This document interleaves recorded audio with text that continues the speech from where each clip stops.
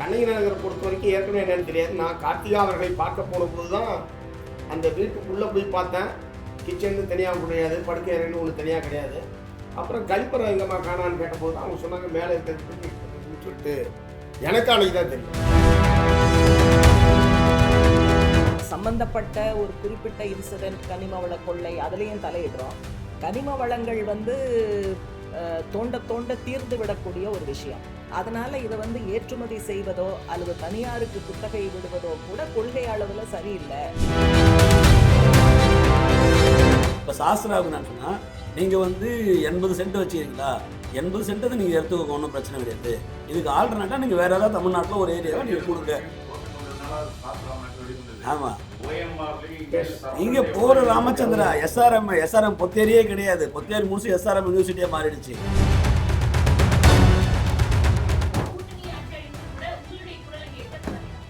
முதல்ல கூட்டணி ஆட்சி இல்லை, திமுக ஆட்சி தான் நடைபெறுகிறது. வேற யாரும் ஆட்சியில் பங்கு பெறலை. திமுகவுக்கு அதுக்கு முழுமையான மெஜாரிட்டி இருக்கிறது. அதனால் அவங்க தனித்த ஆட்சி என்பது தான் தமிழ்நாட்டில் நடைபெற்று. நாங்கள் தோழமை கட்சியாக இருக்கிறோம். 21ஆம் ஆண்டு சட்டப்பேரவை தேர்தலில் தொகுதி உடன்பாடு செய்து கொண்டு நாங்களும் சேர்ந்து உருவாக்கிய ஆட்சி. ஆகவே கூட்டணி ஆட்சி என்பதற்கும் பத்திரிகையாளர்கள் கூட்டத்துடைய மிக முக்கியமான நோக்கம் சென்னை மற்றும் புறநகர் பகுதிகளில் பல லட்சக்கணக்கான குடும்பங்கள் பல தலைமுறைகளாக பல்வேறு வகையான அரசு புறம்போக்கு நிலங்களில் வாழ்ந்து வருகிறார்கள். நீர்நிலை புறம்போக்குகளில் வசிக்கக்கூடியவர்களை எல்லாம் நீதிமன்ற உத்தரவு என்கிற பெயரில் அவ்வப்போது அரசு வெளியேற்றுகிற நிகழ்வு என்பது நடைபெற்று கொண்டிருக்கிறது. இதனால் தங்களுடைய வாழுகிற வீடுகளை இழந்து நிற்கதியாக மக்கள் நிறுத்தப்படுகிற நிலைமை என்பது ஏற்படுகிறது.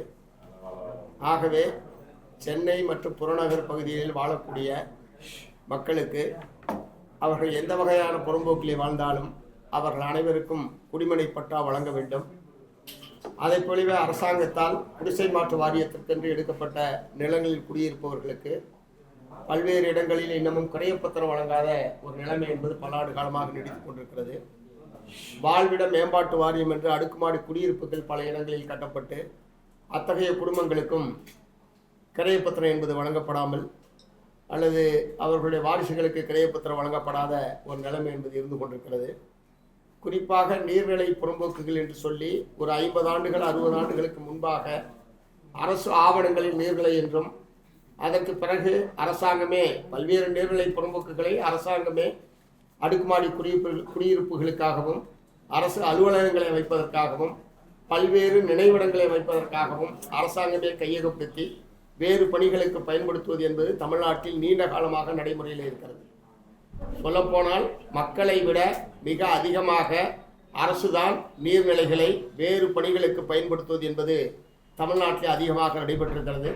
மாவட்டங்கள் பிரிக்கப்படுகிற போதெல்லாம் புதிய பேருந்து நிலையங்கள், புதிய மாவட்ட ஆட்சித்தலைவர் அலுவலகங்கள், புதிய மாவட்ட நீதிமன்றங்கள், புதிய மாவட்ட காவல் கண்காணிப்பாளர் அலுவலகங்கள், இது போன்ற கட்டமைப்பு வசதிகளை ஏற்படுத்துவதற்காகவெல்லாம் பெரிய ஏரிகளை அரசாங்கம் இதுபோல் பயன்படுத்துவது என்பது ஏராளமான உதாரணங்கள் என்பது தமிழ்நாட்டில் இருந்து கொண்டிருக்கிறது. அரசு தன்னுடைய தேவைக்காக இத்தகைய நிலங்களை எல்லாம் வகை மாற்றம் செய்து பயன்படுத்தி கொண்டிருக்கக்கூடிய தமிழ்நாட்டில் சாதாரண ஏழை எளிய மக்கள் 10க்கு 10 8க்கு 10 என்று சிறிய வீடுகளை அமைத்து குடியிருக்கக்கூடிய மக்களை நீதிமன்ற உத்தரவை காரணம் காட்டி வெளியேற்றுவது என்பது எந்த விதத்திலும் ஏற்க முடியாது. மாற்று இடமும் தரப்படாமல் அவர்களை வெளியேற்றுகிற நிகழ்வு என்பது தமிழ்நாட்டில் பரவலாக பல இடங்களில் நடைபெற்றுக் கொண்டிருக்கிறது. இந்த வாழ்விட பிரச்சனைக்கு ஒரு நிரந்தரமான தீர்வு காண வேண்டும் என்று வற்புறுத்தி வரக்கூடிய டிசம்பர் மாதம் 16ஆம் தேதி மார்க்சிஸ்ட் கம்யூனிஸ்ட் கட்சியின் சார்பில் சென்னை மற்றும் புறநகர் பகுதியில் குடியிருக்கக்கூடிய 1 லட்சத்திற்கும் மேற்பட்ட மக்கள் பங்கேற்கக்கூடிய மனைப்பட்டா கோரும் இயக்கத்தை நடத்துவது என்று நாங்கள் தீர்மானித்திருக்கிறோம். அந்த இயக்கத்தினுடைய நிறைவில் தமிழ்நாடு முதலமைச்சர் அவர்களை நேரடியாக சந்தித்து இந்த பட்டா கோருகிற அனைத்து குடும்பங்களுக்கும் மனைப்பட்டா வழங்குவதற்குரிய நடவடிக்கை எடுக்க வேண்டும் என்று நாங்கள் வற்புறுத்துவதாக இருக்கிறோம். ஏற்கனவே சென்னை உள்ளிட்ட மாநகராட்சிகள் நகராட்சி பகுதிகளில் வெல்த் ஏரியா என்கிற பெயரில் ஏறத்தாழ ஒரு 60 ஆண்டுகளுக்கு மேலாக பட்டாவே வழங்கப்படாமல் இருக்கிறது. 1962ஆம் ஆண்டிலிருந்து இப்போது வரை அப்படி ஒரு நிலைமை என்பது இருந்தது. கடந்த 2024ஆம் ஆண்டு திமுக ஆட்சி பொறுப்புக்கு வந்ததற்கு பிறகு பெல்ட் ஏரியாக்களில் பட்டா வழங்கலாம் என்கிற ஒரு அரசாணை அவர்கள் வெளியிட்டிருக்கிறார்கள். உண்மையிலேயே அது வரவேற்கத்தக்க ஒரு அரசாணை என்பதை இந்த நேரத்தில் நான் நினைவுபடுத்த விரும்புகிறேன். அதன் விளைவாகத்தான் சென்னை நகரம் உட்பட பல்வேறு இடங்களில் நத்தம் புறம்போக்குகளில் குடியிருக்கிற மக்களுக்கு இப்போது பட்டா வழங்குகிற பணி என்பது துவங்கி இருக்கிறது. அந்த வகையில் அரசினுடைய நடவடிக்கையை நாங்கள் வரவேற்கிறோம். அதே நேரத்தில் இந்த குடிமனை பிரச்சனைக்கு ஒரு நிரந்தரமான தீர்வு என்பது ஏற்படுத்தப்பட வேண்டும். சென்னையில் மட்டுமல்ல, தமிழ்நாடு முழுவதுமே இந்த மனைப்பட்டா கோரி லட்சக்கணக்கான மனுக்களை ஆண்டுதோறும் மக்கள் கொடுத்து கொண்டிருக்கிறார்கள். தமிழ்நாட்டில் 1949ஆம் ஆண்டிலிருந்து இலவச மனைப்பட்டா வழங்குகிற அந்த பணி என்பது நடைபெறுகிறது. கிட்டத்தட்ட 75 ஆண்டுகளுக்கு மேலாக மனைப்பட்டா வழங்கி வந்தாலும் இன்னமும் தீராத பிரச்சனையாக இருக்கிறது என்பதை அரசனுடைய கவனத்துக்கு நான் கொண்டு வர விரும்புகிறேன். தமிழ்நாட்டில் நிலமில்லாத மாநிலம் கிடையாது தமிழ்நாடு. ஏறத்தாழ 70 லட்சம் ஏக்கர் தரிசு நிலம் தமிழ்நாட்டிலே இருக்கிறது. அரசு தரிசு, தனியார் தரிசு என்று சொல்லி 70 லட்சம் ஏக்கர் தரிசு நிலம் இருக்கக்கூடிய தமிழ்நாட்டில் மக்களுக்கு ஒவ்வொரு குடும்பத்திற்கு ஒரு 3 சென்ட் வீட்டு மனைக்காக வழங்குவது என்பது இயலாத காரியம் அல்ல. ஆகவே அதற்கு உரிய முறையில் அரசாணைகள் வெளியிடப்பட வேண்டும். உச்சநீதிமன்றம், உயர்நீதிமன்றங்கள் அதிரடியாக பல உத்தரவுகளை பிறப்பிக்கிறார்கள் நீர்நிலைகளை பாதுகாப்பது என்கிற பெயரில். உண்மையிலேயே இப்போதும் நீர்நிலையாக இருக்கக்கூடியது கட்டாயம் பாதுகாக்கப்பட வேண்டும் என்பதை மார்க்சிஸ்ட் கம்யூனிஸ்ட் கட்சி தொடர்ச்சியாக வற்புறுத்தி வருகிறது. அதிலே எங்களுக்கு எந்த விதமான மாற்று கருத்து கிடையாது.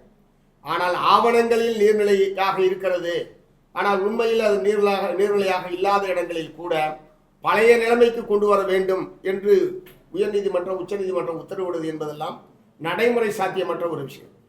உதாரணத்துக்கு சென்னையில் எக்மோர் எடுத்துங்க, அது ஒரு ஏரி தான். லயோலா கல்லூரி ஏரி தான்.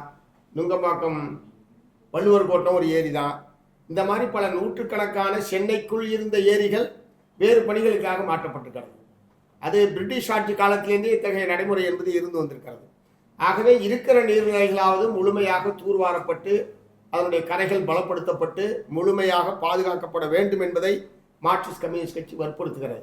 அதே நேரத்தில் ஆவணங்களில் நீர்நிலை என்று மட்டும் இருக்கக்கூடிய இருந்து அது எம்ஜிஆர் நகராக, கலைஞர் நகராக, அண்ணா நகராக, ராஜீவ்காந்தி நகராக, இப்படி பல்வேறு பெரும் தலைவர்களுடைய பெயரால் நகரங்கள் உருவாகி பல தலைமுறைகளாக இருக்கக்கூடிய இடங்களுக்கு கூட பட்டா வழங்காத நிலைமை என்பது இருக்கிறது. இந்த நீர்நிலை என்கிற காரணத்தை சொல்லி மின் இணைப்பு வழங்கப்படாத நிலைமை என்பது இருக்கிறது. மின்சாரம் இல்லாமல் இந்த காலத்தில் மனிதர்கள் வாழ முடியுமா? மின்சாரம் என்பது தவிர்க்க முடியாத அத்தியாவசியமான ஒன்று. உச்சநீதிமன்றமே அது எந்த வகையான புறம்போக்காக இருந்தாலும் மின்சாரம் ஒரு அடிப்படை உரிமை என்கிற முறையில் அனைத்து குடும்பங்களுக்கும் மின் இணைப்பு வழங்கப்பட வேண்டும். வேறு காரணங்களை சொல்லி மின் இணைப்பை வழங்க மறுக்கக்கூடாது என்று உச்சநீதிமன்றம் ஏற்கனவே உத்தரவிட்டிருக்கிறது. ஆனால் அதற்கு பிறகு கூட தமிழ்நாட்டில் இந்த நீங்கள் பட்டாவில் இல்லை, புறம்போக்கில் இருக்கீங்க என்கிற காரணத்தை சொல்லி மின் இணைப்பு வழங்கப்படாத நிலைமை என்பது இருந்து கொண்டிருக்கிறது. அதனால் பல பகுதிகளில் மக்கள் மின்சாரம் இல்லாமல் இருட்டில் வாழக்கூடிய அவல நிலைக்கு உள்ளாகி இருக்கிறார்கள். ஆகவே இந்த விஷயத்தில் உட்பட தமிழ்நாடு அரசாங்கம் தன்னுடைய அணுகுமுறையை மாற்றிக்கொள்ள வேண்டும் என்று நாங்கள் வற்புறுத்த விரும்புகிறோம். இங்கே அதிகமாக அதே மாதிரி நகரத்தை அழகுபடுத்துகிறேன் என்கிற பெயரில் பல்லாயிரக்கணக்கான குடும்பங்கள் அரசாங்கத்தாலேயே சென்னைக்கு வெளியே கொண்டு போகப்பட்டு மறு செய்யப்பட்டிருக்கிறார்கள். உதாரணத்துக்கு கண்ணகி நகர் எடுத்தீங்கன்னா ஏறத்தாழ 25,000 குடும்பங்கள் அங்கே இருக்காங்க. 10க்கு 12 100லேருந்து 120 அடி சதுர அடி உள்ள வீடுகளைத்தான் இந்த குடும்பங்களுக்கு அவங்க கொடுத்துருக்காங்க. கவர்மெண்ட் அந்த காலத்தில் கொடுத்துருக்காங்க. அதில் வேலை 2 குடும்பத்துக்கு சேர்ந்து ஒரே கழிப்பறை என்பது இருக்கிறது. இதெல்லாம் என்ன, யார், எந்த அதிகாரி யோசனை சொல்கிறாங்க? இதெல்லாம் எப்படி குடும்பங்கள் வாழ முடியும்? ஆகவே அந்த ஒரு குடும்பம்னு சொன்னால் குடும்பம் வாழ்வதற்கு தகுதியான அதுக்குரிய போதுமான பரப்பளவு உள்ள குடும்ப வீடுகளை கட்டி கொடுப்பதற்கு அரசு முன் வர வேண்டும். அதற்கு பதிலாக ஏதோ ஒன்றை கொடுத்தால் போதும் என்கிற ஒரு மனப்பான்மையின் அடிப்படையில் தான் கண்ணகி நகர்கள் உருவாக்கப்பட்டிருக்கிறதாக கருத வேண்டியிருக்கிறது. அதனால் நிச்சயமாக ஒரு குடும்பங்கள் வாழவே முடியாது. அவற்றையெல்லாம் மாற்றி புதிய வீடுகளை கட்டித்தருவதற்கான ஒரு சிறப்பு திட்டத்தை தமிழ்நாடு அரசாங்கம் உருவாக்க வேண்டும். அதிலேயே திரும்ப கட்டுறதெல்லாம் சாத்தியமே கிடையாது. அதனால் அந்த குடும்பங்களுக்கு போதுமான இடவசதியுடன் கூடிய குடும்பம் இருந்தால், ஒரு வீடுன்னு இருந்தால் அதில் கழிப்பறை இருக்கணும், குளியல் அறை இருக்கணும், படுக்கை அறை என்பது இருக்கணும், சமையலுக்குன்னு ஒரு இடம் என்பது இருக்கணும். இதெல்லாம் சேர்ந்தாதான் அது வீடு.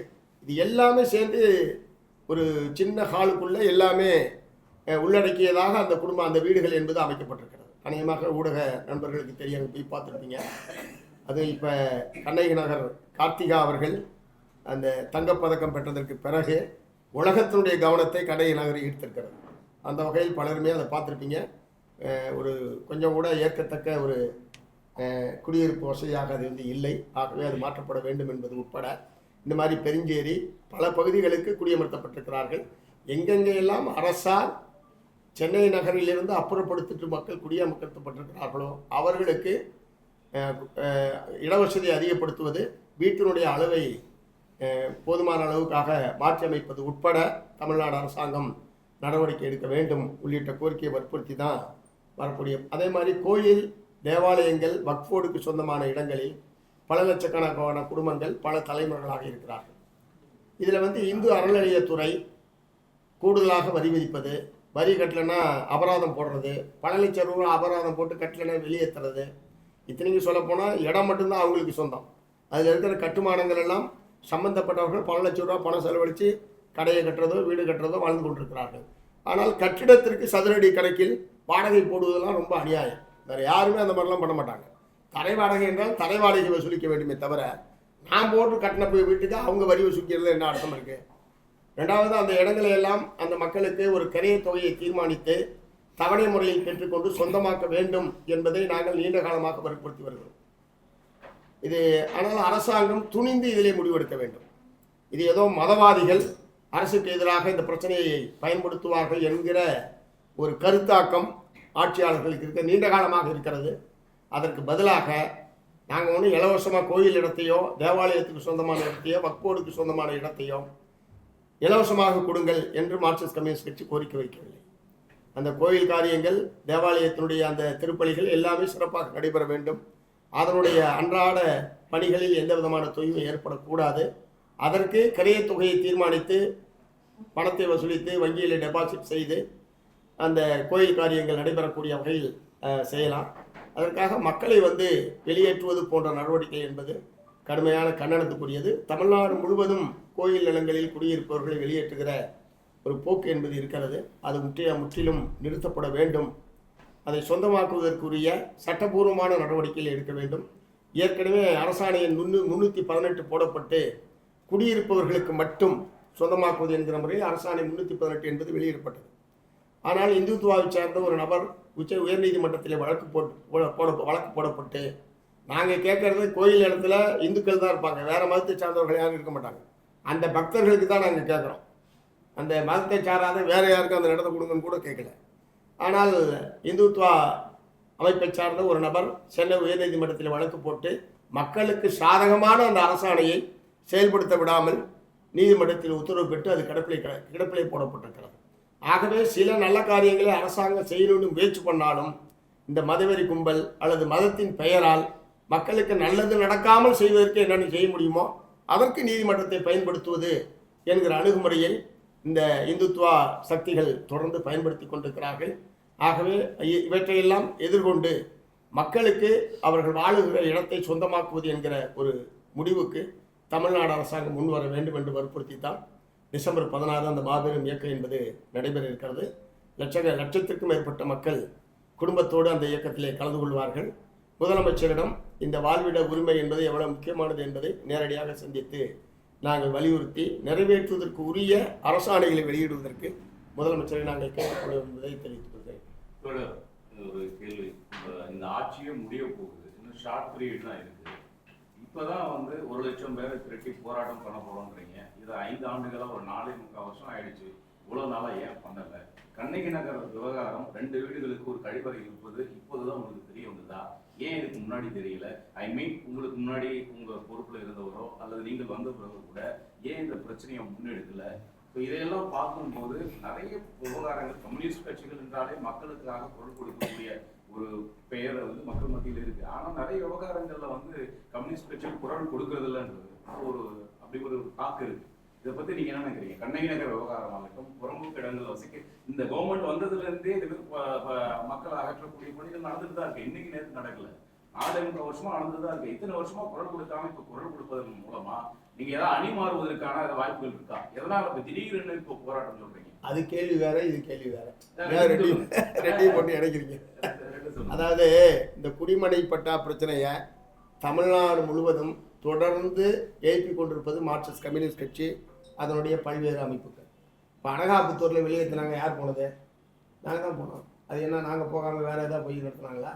அல்லது இங்கே மயிலாப்பூரில் அம்பேத்கர் பாலத்துக்கு பக்கத்தில் வெளியேற்றினாங்களே, அப்போ தோழர் பாலகிருஷ்ணன் நேரடியாக போய் இது பண்ணாங்க. நாங்கள் தலையிடுவதற்கு எங்களுக்கு கவனத்துக்கு வரக்கூடிய எல்லா பிரச்சனைகளிலும் இல்லை காந்தி நகர், காந்தி நகர், திருவிக்கா நகர், அதெல்லாம் வரிசையாக சொல்ல முடியும். ஏன்னா அந்த பட்டியலை வந்து அதில் தலையிடுறதுல எப்போதுமே குறை வைத்ததே கிடையாது. இப்போ எல்லாத்தையும் ஒன்றா சேர்த்து இந்த இயக்கத்தை நடத்தணும். இதுக்கு ஒரு மாநில அரசாங்கத்துக்கு ஒரு கூடுதலான அழுத்தம் தர வேண்டும், தமிழ்நாட்டினுடைய கவனத்தை ஈர்க்க வேண்டும். ஒவ்வொரு பிரச்சனையும் தனித்தனியாக நாங்கள் தலையிட்டு இருக்கிறோம்.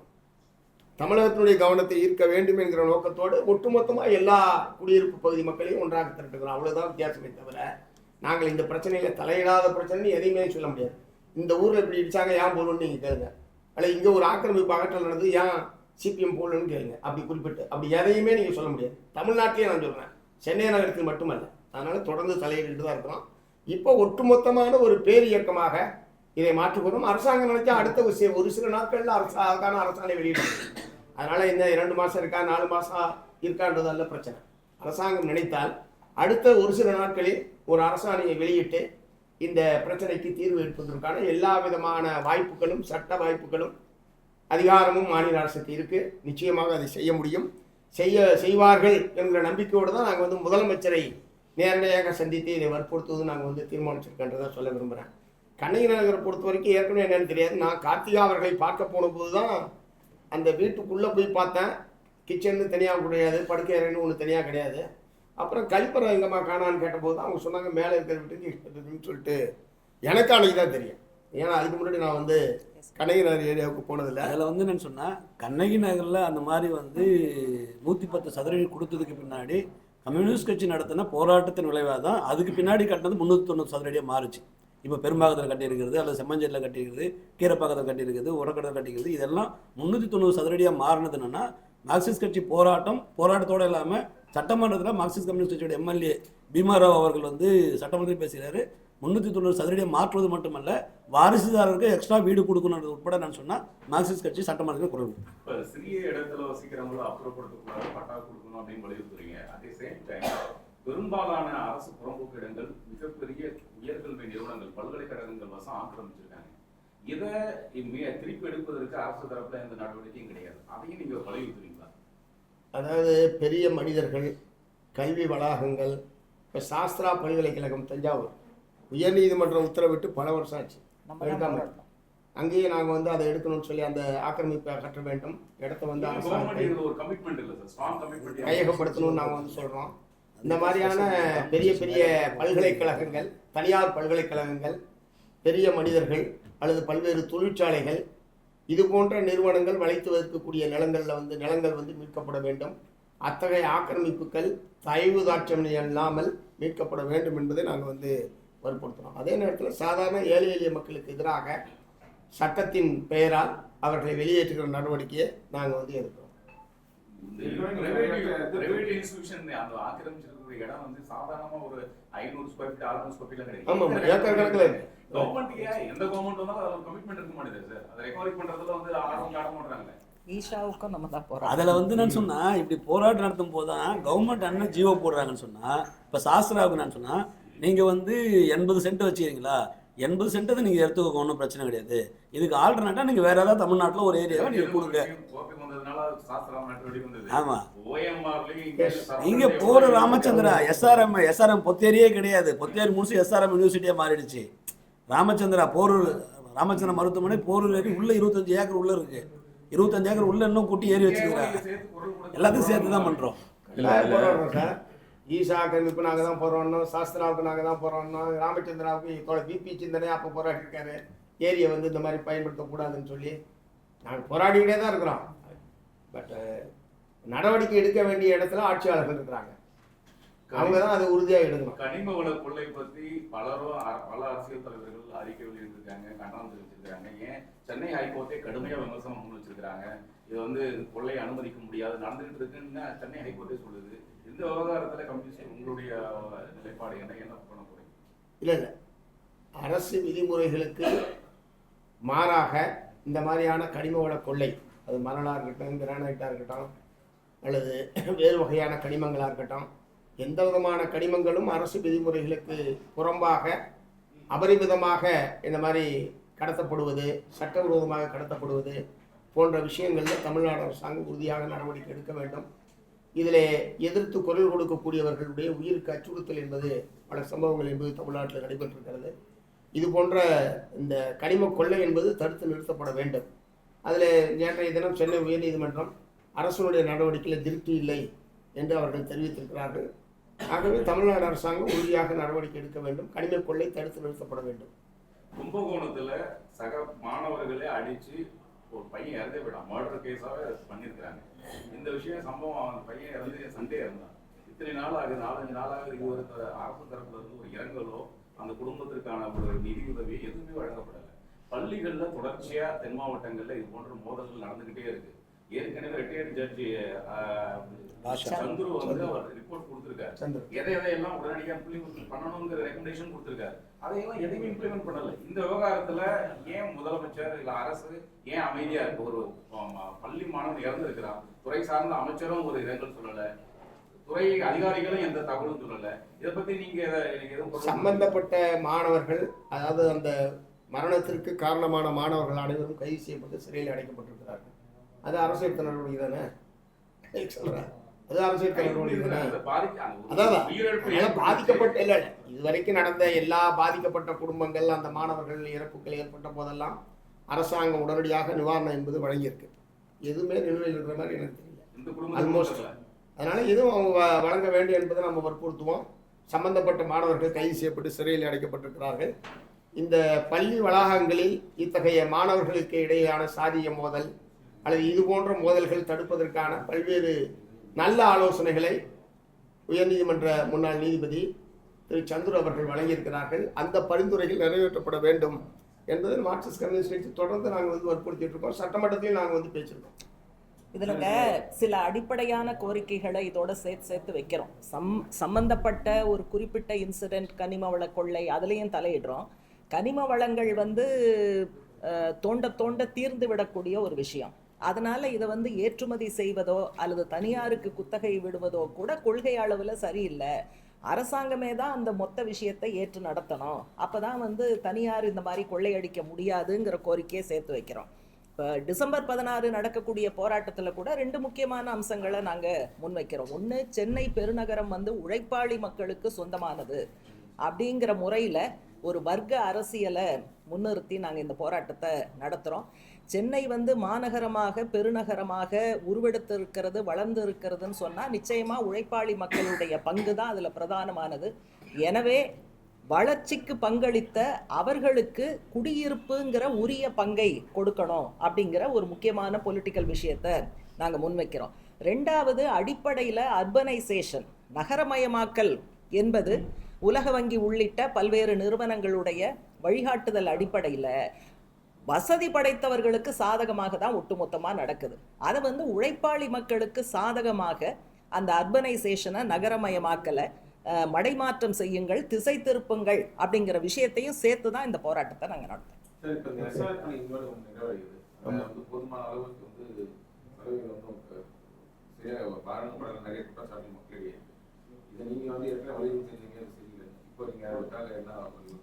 இல்லை, இப்போ நாங்கள் போட்டிருக்கிற வழக்கு இன்னைக்கு விசாரணைக்கு வருது. உச்சநீதிமன்றத்தில் நாங்கள் திமுக போட்டிருக்கிற வழக்கெல்லாம் இன்னைக்கு விசாரணைக்கு என்பது வருகிறது. சட்ட ரீதியாக ஒரு பக்கம் அந்த போராட்டத்தை நடத்துகிறோம்.